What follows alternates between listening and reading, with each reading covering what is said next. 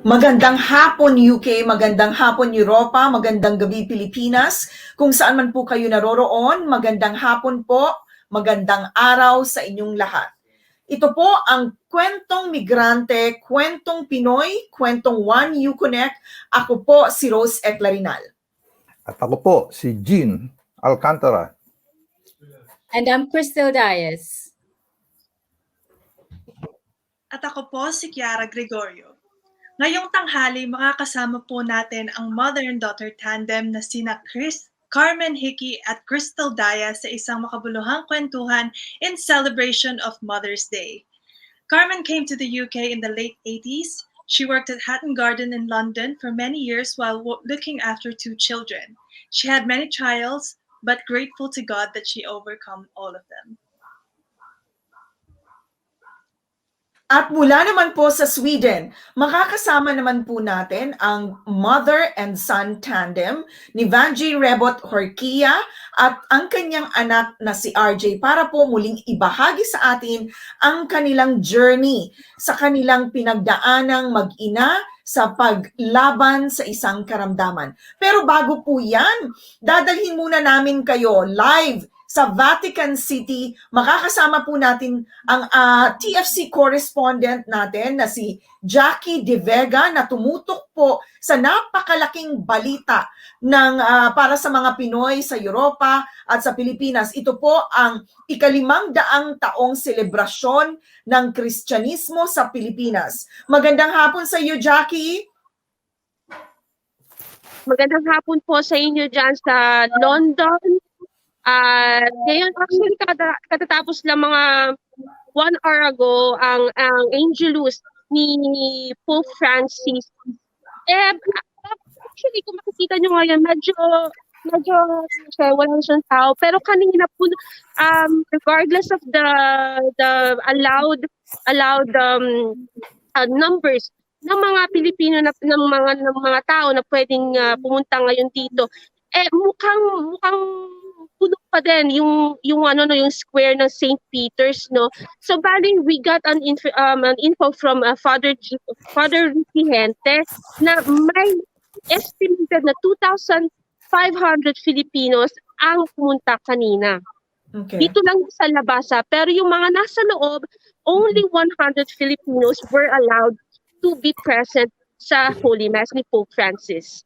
Okay. Jackie, pakikwento mo naman sa akin. Kasi ang alam natin is, as you mentioned nga, 100 lang yung pwedeng makapasok kanina na para doon sa misa ni Pope Francis. Gaano ba kalaki itong selebrasyon na ito na ikinasa ng Filipino community kasama syempre ang Vatikano?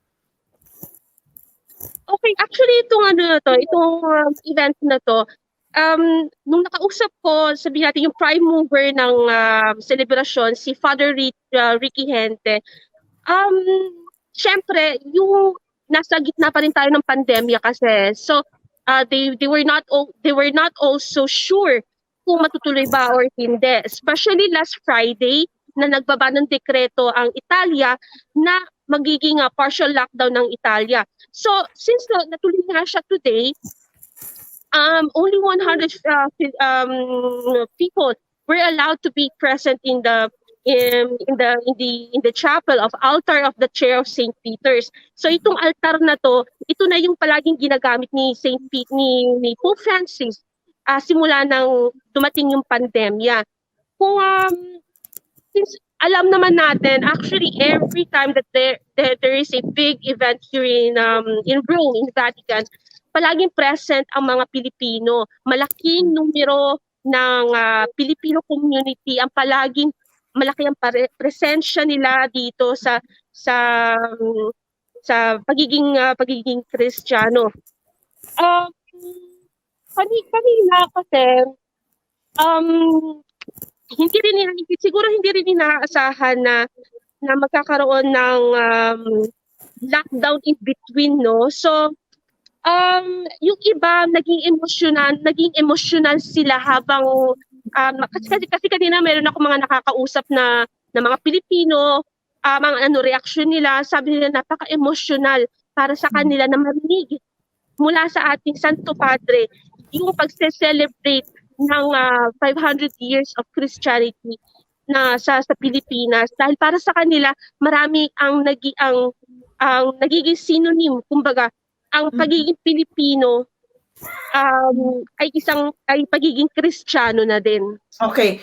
Jackie, before, baka may tanong din si Gina, no? Pero ang gusto kong malaman sa'yo, ano yung, because isa ka doon nasa loob talaga mismo ng simbahan, ano ang pinakamahalagang mensahe ng Santo Papa sa pagdiriwang natin ng 500 years of Christianism as a country, as Filipinos?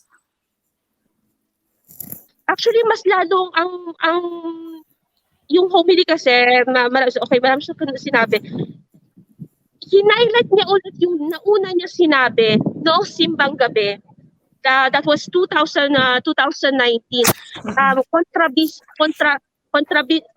Kontra smugglers of faith.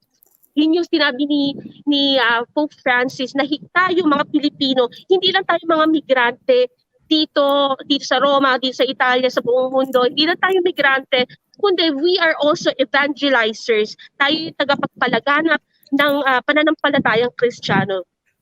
Okay. Jean, may tanong ka ba para kay Jackie? Yes, Jackie, good to see you. Ang tanong ko lang is, so sabi mo kanina, very active ang Filipino community at laging present, no, pagka may misa ang Santo Papa. Palagay mo, ano paano tinatanggap ng mga Pinoy, ng mga kababayan natin diyan ang ngayong ika-500 taon ng Kristyanismo, no? But talaga bang deboto ang mga Pinoy sa sa relihiyon at paniniwala dahil sa sa nangyayari sa mundo ngayon, marami mga pagsubok sa atin. So nananatili ba yung kanilang paniniwala? Okay, Sir Jean, kasi since nasa gitna tayo ng pandemya, and especially ang Italia ay isa sa mga worst hit country ng pandemya, no? Yung mga Pilipino rito, kahit wala ng trabaho, na lagi silang yung nakikitaan ko pa din sila. Ako personally, I'm talking in personal level. Yung mga Pilipino, active pa rin sila sa simbahan. Pag every Sunday, puno yung 4 slots ng mga misa. Puno siya palagi. And then before this, nagkaroon din tayo ng simbang gabi. Ang daming mga nagrereklamo. Ang daming nagrereklamo, bakit hindi sila maka-attend, na gusto nila na maging nandoon pa din. So for me, it just shows na talagang importante sa kanila itong pananampalataya nila bilang Kristiyano, bilang Pilipino, and they won't miss it. They'd rather not miss the big events na nangyayari dito, lalo na nasa sentro tayo ng Katolisismo. Okay. Maraming salamat sa iyo, Jackie De Vega. Si Jackie po ay nakatutok diyan sa Vatican para sa TFC News, at maraming salamat, Jackie, sa pagpapaunlak mo sa imbitasyon natin para lang magkaroon tayo ng impormasyon sa naganap na makasaysayang misa diyan sa Vatican City. Mag-iingat ka, Jackie. Salamat po. Ciao, okay. So yan, Jean, Crystal, and Kiara. Naisingit pa natin ang update ng ating TFC stringer ng malaking selebrasyon sa Vatican City, although limited nga lang yung pwedeng dumalo sa misa because of the pandemic. Now, it's a special day, Mother's Day. Tuwing may okasyon, meron akong flower dito sa tabi ko. Para maiba naman, and Crystal, I can see it. Ngayon, dako na tayo sa inaabangan ng ating mga kababayan, of course, ang selebrasyon ng Mother's Day.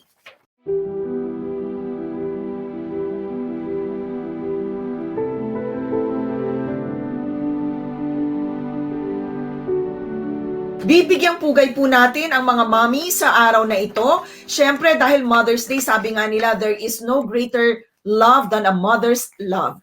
Nakita po natin yan sa kwento ng mag-inang Vangie Rebot Jorquia at ng kanyang anak na si RJ sa dokumentaryo na napanood ninyo sa One You Konek 5 years ago. Ngayon ay nagbabalik po sila sa programa para muling ibahagi ang kanilang kwento at syempre para magkaroon naman po tayo ng update sa kalagayan po ni RJ.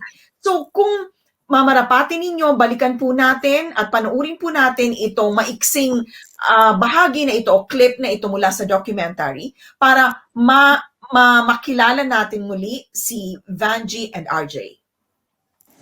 Lakad tayo papunta ng...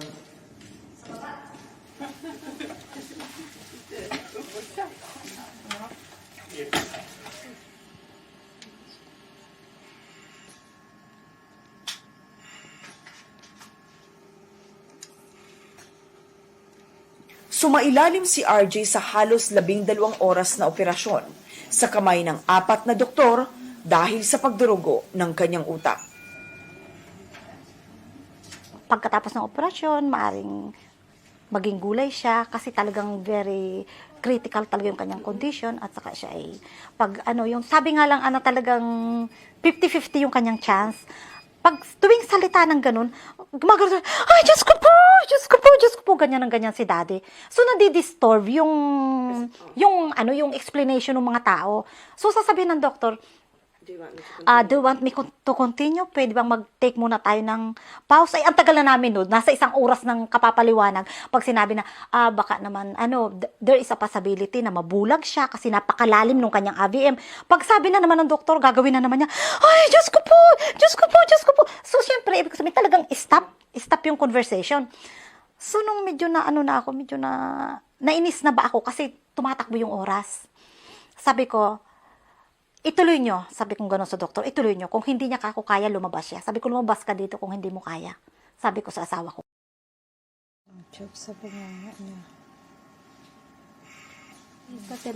Sa panahong ito, sinubok rin ang pananampalataya ni Vangie sa Diyos. Pero hindi siya bumitiw.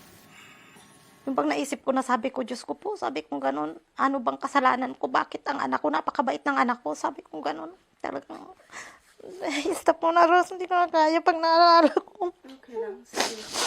Parang naisip ko na, sabi ko, Diyos ko po, sabi ko gano'n, ano bang kasalanan ko? Bakit ang anak ko? Napakabait ng anak ko. Saka ang anak ko, healthy siya. Healthy ka ako siya. Bakit sa kanya? Sabi ko gano'n, parang naisip ko na, nung kapanahon ng yun talagang, lahat talaga tatawagin mo. Lahat, yung... Sabi nga lang yung pakiramdam ba ng isang ina na nakikita mo yung anak mo, ang lakas-lakas, tumatakbo, active siya, and then suddenly, hindi siya kailanman nagkasakit, hindi pa siya kailanman nagkaroon ng yung, hindi ako nagbantay sa kanya kahit minsan sa ospital. And then suddenly, umalis ka ng bahay, ang lakas-lakas niya, pumunta siya ng eskwelahan, tapos, pag nakita mo nandun na, puro tubo na yung katawan talagang.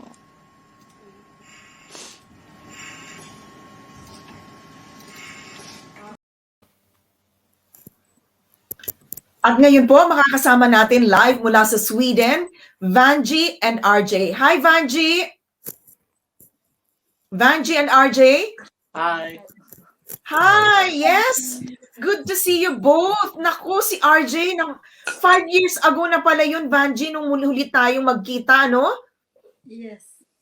Okay. So, Vangie, pwede bang sabihin mo sa amin, kumusta yung kalagayan ni RJ? Bago pala yan, ano yung karamdaman niya kasi hindi natin pinapapanood sa kanila yung buong documentary, pero nagkaroon siya ng kondisyon na AVM o yung pagdurugo sa utak. What is AVM? Actually, ang AVM, wala pa talagang nakakaalam kung ano ang pinagmulan nito. Sabi nila, maaari daw na ipinaglilihi pa lang siya, nandoon na, so hindi malaman kung saan talaga nanggaling. At sa 1% lang ng world's population ang nagkakaroon nun. Ang marindi nga lang si RJ ay sa utak tinamaan, kaya mas delikado. Okay. And kumusta na si RJ ngayon? RJ, binatang-binata ka na. Yeah, I'm doing good actually. I'm studying right now and I'm doing good. Okay, great. Oh, sorry ha kung medyo naging emotional uli kayong dalawa watching that clip because naman talagang, Vangie, nung ikinikwento mo yung pinagdaanan ninyo na nasa ospital kayo, was it 4 months na nasa ospital si RJ? Yes. Okay. And then, look where you are now. 'Di ba? Mula doon sa parte na yun ng buhay ninyo, now look at you. You also recently survived mild symptoms of COVID, Vangie. Kaya God is good. Yeah, God is good all the time. Mhm. Okay, RJ, please tell us, how are you now? What are you doing? What you've been up to? Did you finish university now? No, I just finished high school. I think it's high school, you call it in the UK. But now I'm studying a pre-medical course. Ooh. And I want to be a doctor because all of the things that happened to me in the past. And I probably, every day I study and I work part-time as well. Oh, wow. Good boy. Not a boy anymore, Vangie. Kasi nung nagkaroon siya ng AVM, he was only 10 years old. Crystal, Jean, kayo, may mga anak kayo. Yung pinagdaanan ni Vangie, talagang napakahirap. She is a strong woman. Yeah. I mean, ako for me, just watching that clip again. I mean, that was tough, and I admire both of you. Of course, RJ for not just for surviving, but really pulling through. And now, you look like a very healthy young man now going for medicine. And Vangie, of course, saludo ako sa iyo dahil alam mo na Mother's Day ngayon. And naipakita mo yung tapang, determinasyon, at talagang, of course, pagmamahal sa anak mo. Great. Crystal, I think you're muted. We can't hear you, Crystal. Jean and Kiara, yes, there you go. Crystal, go ahead. Yeah, I just like to say, watching that short clip, Vangie and RJ, medical help is there, but Vangie has been a rock to RJ. You can tell that she's very strong.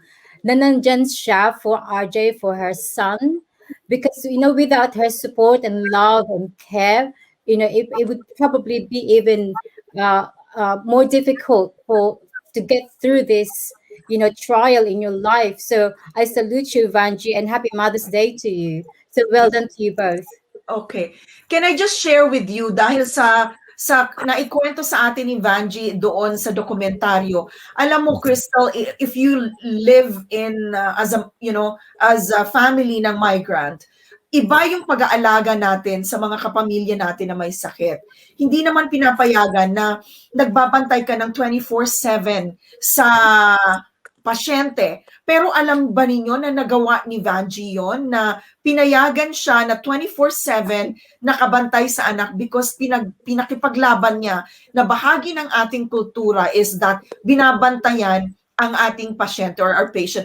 Vangie, can you tell us about that story again? Kasi ako talaga na ano ako doon, na shock ako doon sa move mo na yon and how you fought for it.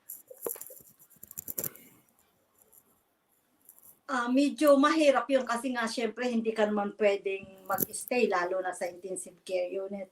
Pero after nga namuntik na mamatay yung bata, so talagang ipinaglaban ko yun. Sabi ko sa kultura namin, ang pasyente ay binabantayan.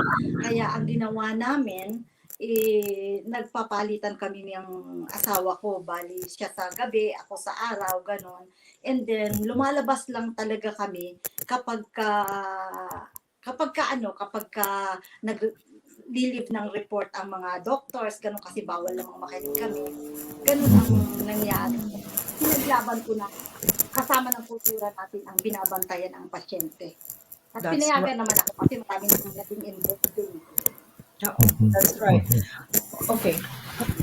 Actually, maswerte pa rin kayo, Vangie, no? Kasi Buti na lang, hindi yan panahon ng COVID nung mangyari. Kasi yan ang ilang beses naming inireport dito na pag na-COVID ang isang tao, malamang hindi mo na makita. That's true. Diba? Yes. That's true. Oo, Jean. Maswerte pa rin. I mean, if you look at the positive things or yung magandang naidulot nitong kwento ninyo o yung pinagdaanan ninyo, Vangie and RJ, my question naman ako kay RJ. RJ, looking at that clip, maybe you can tell us more about your mom. It's Mother's Day. How would you describe your mother? If I would describe my mother, she's an amazing woman, and I mean, she's always been there for me at my worst and at my good times, and I couldn't wish for more, actually. Okay. How nice naman. Oh, that's so sweet. Okay. Vangie, you also told us na si RJ then is parang God's gift to you in terms of yung pag-aalaga niya sa iyo. Tell us about that naman. Nung mga huling araw na medyo magaling na siya, lalo na ngayon, ako naman yung inaalagaan niya. Bali, siya, parati siya nakabantay. Pag nagtatrabaho ako, tatawagan niya, kumain ka na ba? And then darating na lang siya sa trabaho ko kasi malapit lang yung trabaho ko. May pagkain, kagaya kahapon. Sabi niya, papasok ka na naman. Hindi ka pa kumakain, kumain ka muna. Ganun siya ang katuwiran niya parati. It's about time naman na siya ang mag-alaga sa akin. Fantastic. That's great. Doon po sa hindi po nakapanood ng documentary na to, 5 years ago yan, pinuntahan namin si Vangie sa Sweden. We will post the link dito po sa live streaming pagkatapos ng live streaming dahil mga kababayan, ang kwento ni Vangie at RJ talagang nakaka-inspire. I learned a lot, especially doon sa journey ng mag-ina. Not only that aspect, pero yung kasi si Vangie, Jean, kilala natin si Vangie as a community leader, TFC stringer. Pero, siya, soft-spoken si Vangie. May pagka, siya, mahinhin, ganyan. Hindi mo maiisip na itong babae na ito, siya talaga yung rock in the family. Siya yung makikipaglaban sa mga doktor, siya yung magpupush ng mga gusto niyang magawa sa anak niya. Kasi, alam mo nung dinala si RJ sa ospital, hindi nila agad binigyan ng hindi nila alam yung gagawin. Binigyan lang si Vangie ng atensyon when she created a scene. Vangie, ikwento mo sa amin very very briefly yung ginawa mo na yon. Nakakahiya. Okay. Ang ginawa ko noon nung nakita kong nangingilig na siya, ang ginawa ko, nagtatakbo ako sa koridor, mula sa dulo hanggang sa kabilang duro, parang nagsisa ako. Nagsisigaw ako na nagsisigaw. Sabi ko, pag namatay ang anak ko, lagot kayong lahat sa akin. Parang ganun. Kaya naglabasan yung mga pasyente. Hanggang sa kinuha na nila si RJ. Okay, great. Okay, so yun. Ang kinikwento ni Vangie is that parang natatagalan siya doon sa proseso ng Siyempre, kailangan malaman kung ano yung mga steps na gagawin. Parang for her as a mother, yung anak niya daw ay umiiyak na, talagang in pain. Natatagalan siya doon sa proseso. So what she did was that parang nagkaroon siya ng meltdown. During that meltdown, naagaw yung atensyon or nakuha niya yung atensyon ng lahat ng mga pasyente sa ospital, mga doktor and all. And they spoke with her and said, how can we help you? Para ano ang dapat namin gawin para tumigil ka na? And then she said, i-scan nyo na yung anak ko, bigyan nyo siya ng atensyon, and that's it. Nalaman nila na nagkaroon nga siya ng aneurysm. So, at this point, para po mas gumanda pa yung discussion natin, sasamahan tayo ng isa pang mommy. Another mom who will also share her story with us. Go ahead, Kiara. Sino itong special guest natin? We will be having Carmen Hickey and Crystal Diaz on the show with us this afternoon. Carmen came to the UK in the late 80s. She worked in Hatton Garden in London for many years while also looking after her 2 children. She had many trials in life, but she is always grateful to God that she overcame them all. So welcome, Tita Carmen. Hello. Hello, Ma'am! Hi, Tita Carmen! Happy Mother's Day po! Happy Mother's Day sa inyong lahat. Nakakaiyak naman si Vangie. Oh, No, oo, Ma'am, parang tissue. that's true. Yung kwento ng mag-ina parang kakaiba talaga. Very special yung kay Vangie tsaka yung Oh, RJ. Kay RJ. Pero tita, kayo naman, you tell us your story. Kasi kaya naman kayo namin dito inimbita ho dito sa show kasi ang kwento ng bawat migranteng Pilipino ay iba-iba. I'm sure you have a story to tell. Ano po yung kwento ninyo bilang migrant at kasama nyong pumunta sa ibang bansa ang dalawa ninyong anak? Oh, it's difficult, mang hirap, no? Lalo na trabaho ka sa Hatanggarin na wala kang pamilya rito, kundi dalawang anak mo. Racist and bullied nangyari sa'yo. Yung unang job ko, nag-sign ako ng sales assistant. Tapos in the end, pinag-Uber ako para akong gawang katulong. Ang ginawa ko, no, this is not my, hindi yan ang inano ko, hindi yan ang siran ko sa contract namin. Kaya umalis ako. May Pilipina din akong kasama doon, sabi ko sa kanila, bakit allow nila yung boss na ganun, ako hindi po pwede. Maraming difficulties, lalo na maliliit pa yung mga anak mo at nag-aaral sila. Ginagawa ko, nagluluto na ako ng pagkain ng linggo. Ano yun, sa whole week na yun, nilalagay ko na sa freezer para iinit na lang. Tapos alas 4 ng madaling araw, kailangan gising na ako kasi breakfast nila, yung lunch box nila, yung box namin papunta ng sa trabaho. 4 hours minsan nalilate ako sa trabaho, na may makeup naman ako sa hapon. Pero everyday bago ako pumunta sa trabaho, lunchtime, bago umuwi na sa simbahan. Marami kung nga sabihin ko lahat ang buong taon hindi tayo matatapos pero ang hirap, napakaraming hirap. Tapos pag nung unang nagkaroon ng boyfriend yung mga anak ko, umiiyak ako kasi nakita ko hinahawakan nila yung kamay ng mga anak ko. Ako hindi pwede. Oh dear. I married him, Ma'am. I married him. Tita Carmen, question, how old was Crystal and your daughter Christina when they migrated to the UK with you? Mga bata pa sila. Dito sila nagtapos ng elementary, high school, tapos dito sila nag-university. Ang hirap dahil ang una pa, obviously, ang language, pero meron kaibigan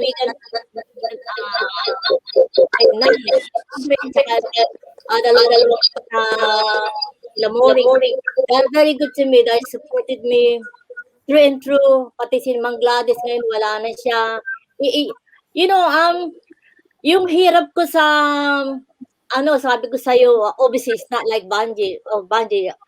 Madapalang mga apo ko, mamamatay na ako. Naku po, Diyos ko, maniwala ka. Hindi po, ko yung I'm strong, pero kailangan talaga, don't give up. Tsaka pinagsabihan ko yung mga anak ko na, the more you got something, be humble, be kind to the people, and have determination. Pero hindi ko sila pinupusa o sige, gawin mo to. No. I'm always behind them na advice, but I'm not interfering. I give them a freedom to do something, but every time, nasa likod nila ako na, I'm here. Kapag kailangan mo ang tulong ko, I'm not going anywhere. At pati sa mga hanggang ngayon, I'm not going anywhere. Nagka-COVID yung mga anak ko, wala akong pakialam kay may ano ka pa, pupuntahan kita, hindi. I'm gonna reach him, hindi ko kailangan na, ang tawag dito yung, abi mo, pabayaan sila, no. Tsaka si Christina, pupuntahan kita kahit saan ka, I will fight for them, until then, I'm telling you. Sabi ko sa kanila, ngayon, you know what, the only thing I regret for now is my grandchildren. Also, nakikita ko sila ngayon kung anong buhay nila ngayon. I'm grateful for that. Yung pinagdaanan ko, nakalimutan ko na yun. To be honest with you, ngayon ko lang na-realize, ang hirap pala ng pinagdaanan ko. I'm telling you,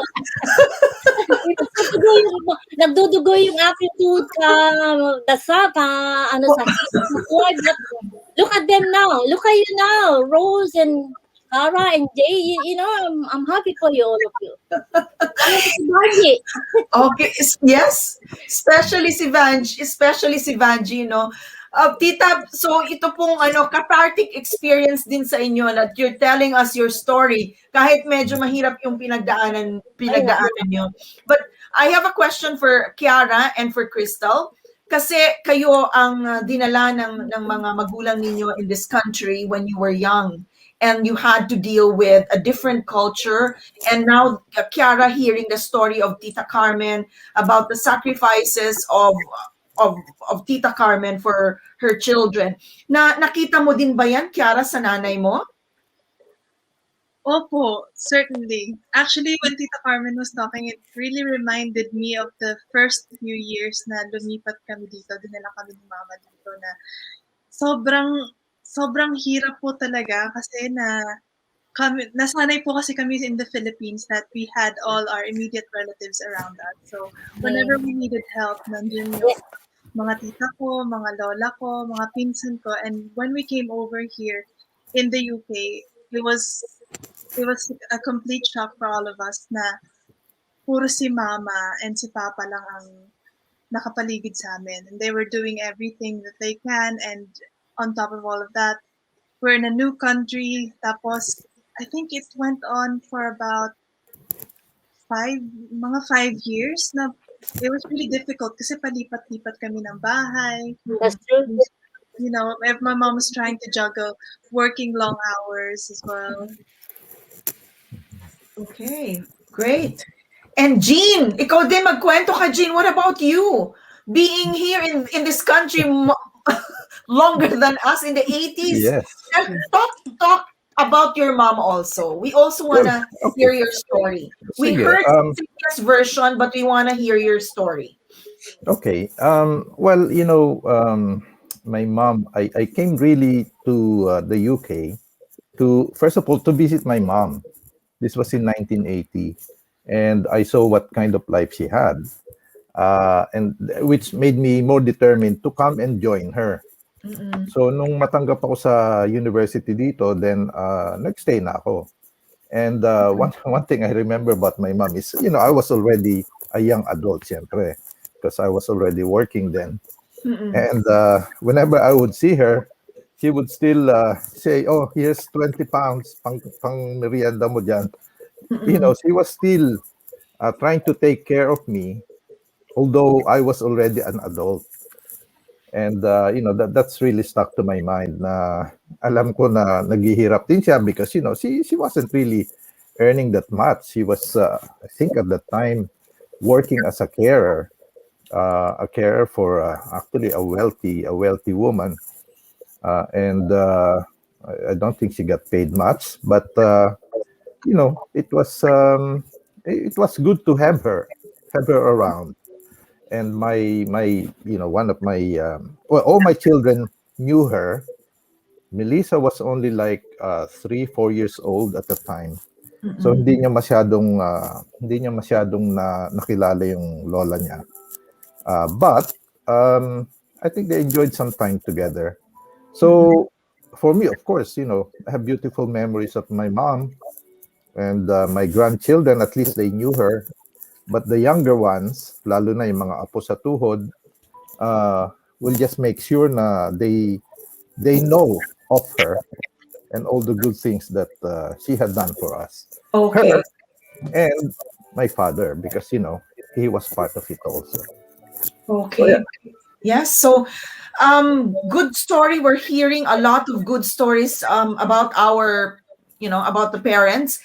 Vangie, ikaw naman, ano ang natutunan mo dito sa usapang ito as a mom? As a mother, para bang walang katapusang obligasyon. Parang gano'n, para bang pakiramdam ko kahit may asawa na si RJ, kahit may apo na ang mga anak ko, Wow. pakiramdam ko yung pagiging nanay ko talagang yun pa rin, hindi nawawala. Sabi nga ni RJ, kailangan daw mag-relax na ako kasi may edad na siya. Pero No, you ayun can't. ko, siguro dahil sa nangyari, kaya ganun ang pakiramdam ko. Laging takot. Oh, I see. Okay. Yes. Okay. Crystal, because you're here, I think we would have to ask you for a message for your mom. Maybe before you give us your message, what have you become because of your mother? That's the question first, and then we'll ask you for your message. Okay, so Determination. my mom has inculcated in me how to be strong, independent, to go for what I want to be in life, and I'm actually, also imparting that to my children. My mom is very single-minded. She's determined. She wanted to make sure that we have a good life, and it's exactly the same I want for my children. So that's not my tribute yet, by the way. So, I'm just so lucky to have my mom, because she's like a mom of everyone, of Juan Connect, of all the relatives in the Philippines, and she's such a good grandmother to all her grandchildren. And we're all blessed to have her in our life. Mm-hmm. Fantastic. And before we close this segment, because we have another segment waiting, at marami pa po tayong magagandang tribute sa ating mga magulang, maybe we'd like to hear more mula kay RJ naman. RJ, you've been very quiet. Maraming message yung mga kababayan natin tungkol sa inyong mag-ina. They're inspired by your story at best wishes sa inyong dalawa. Gusto naman nilang marinig yung voice of RJ tungkol sa kanyang mommy. Okay, RJ, kung Yeah. ikaw ba mag-aasawa when you finally settle down, maghahanap ka rin ng katulad ng mommy mo? Yeah, I've actually found a really nice girl, and I can see the resemblance of my girlfriend right now and my mother, because my girlfriend is always taking care of me as my mother do, and Okay. my mother, she has always been there for me, and I will always be her little boy. But I want her to rest, and I want her to let me go and say, I'm fine now. Mom, you can take it a chill. You You can can't. you don't need to take care of me anymore. I'm a big boy now. But I will always be your little boy, mommy. Always. I will always be your little boy. That is so sweet, RJ. Did you not hear what Jean said? That kahit na may trabaho na siya, may nasa hustong edad na siya, nagbibigay pa rin yung mommy niya ng pera sa kanya. As a gesture of love, di ba? Yeah. And you cannot refuse it. And you cannot refuse it. Ako Sama na, loob. kung binigyan ako ng pera ng magulang ko, I'll probably get it as well. But anyway, that is so good to hear, RJ. Thank you for sharing that. Pero Vangie, siguro kailangan marinig mo din kung ano yung sinasabi ni RJ. Cool ka na lang, mag-relax ka na lang. Kasi he's of age. Hindi ako There you ready go. nun, Yes.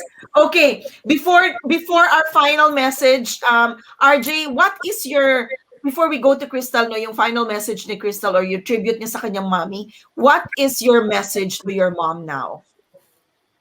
My message for my mom is that I want to tell her that I love her very, very much, and she's like she's like a motivation for me to I want to become a doctor, and she was always pushing me that I can do whatever I want, even though I am as I am. So I want to say that I love her very much, and that I will make her proud. I will make her very, very proud. Oh, thank you. Thank you, RJ. Thank you. And thank you, both of you, for joining us today.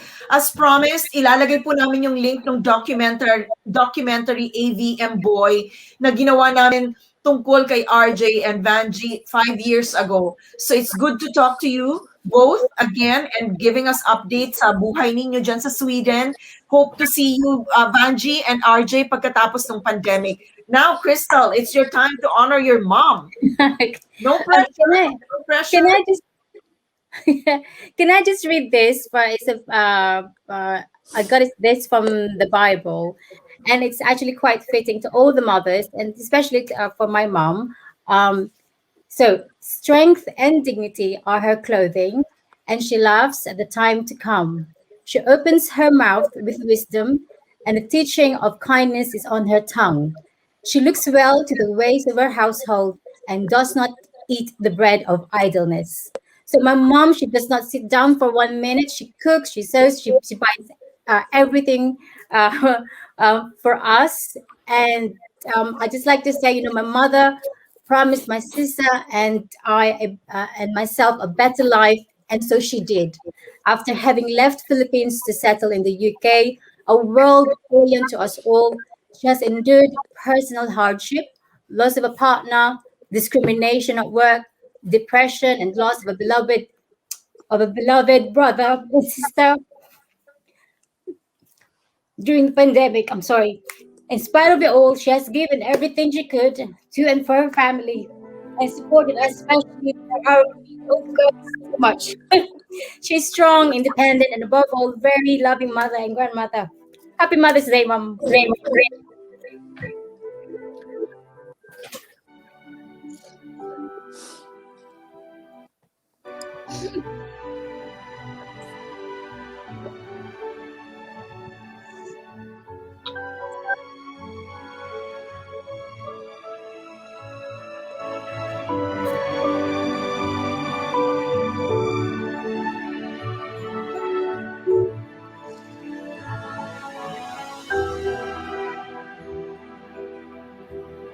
Okay. Thank you, I said I Crystal. wasn't gonna cry. Oh my God, this is. Thank you, Crystal, for that wonderful message. Tita Carmen, happy Mother's Day. Thank you for joining us this afternoon. Vangie, thank you for joining us. And also, gusto ko rin personally to thank Tita Carmen for extending her love to me kasi yung mommy ko nasa Pilipinas siya. Every time I'm in Crystal's house, she is like a mom to me. Dinadaan niya sa kanyang pag-aasikaso, sa pagluluto and all. So, maraming salamat po for your kindness to me and to my family. I really appreciate it from the bottom of my heart. The reason why my tribute to my mom, I will not read it because I don't want to be like Crystal. Baka maiyak din ako.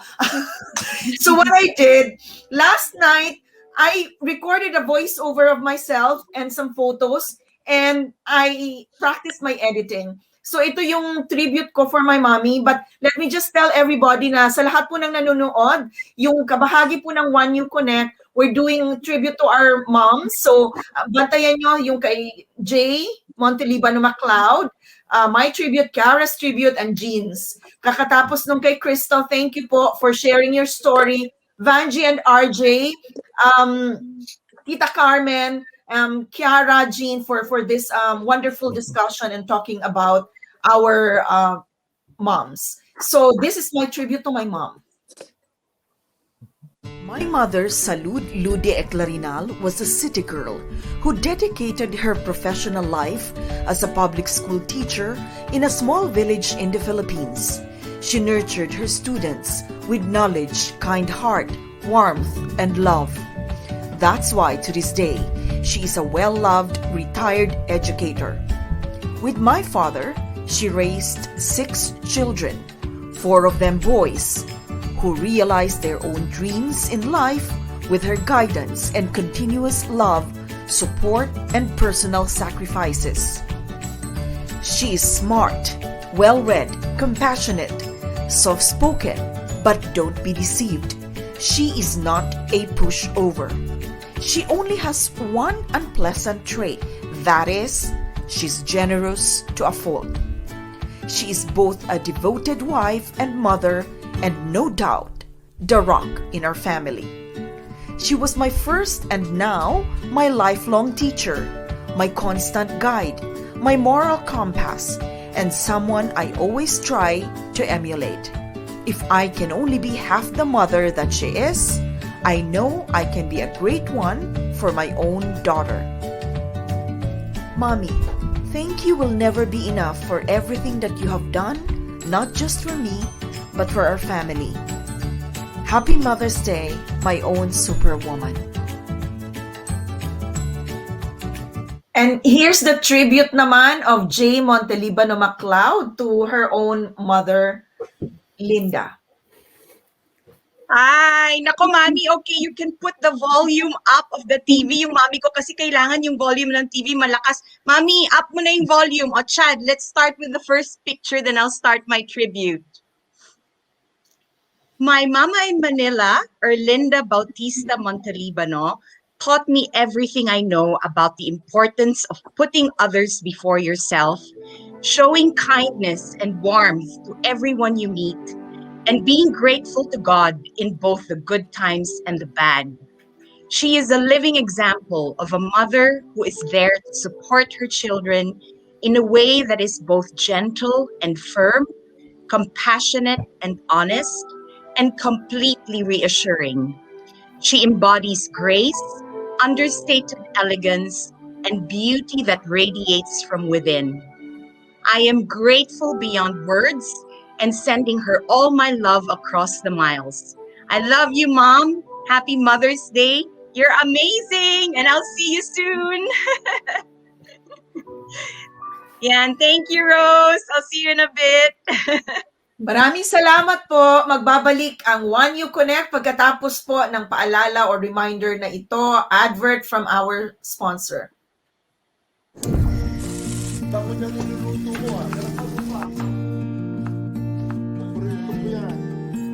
Sa World Remit, naiintindihan namin ang iyong paglalakbay. Na minsan, kailangan lumayo upang makamit ang tagumpay. With ways to save more, when you send more, World Remit is here for you, so you can be there for them.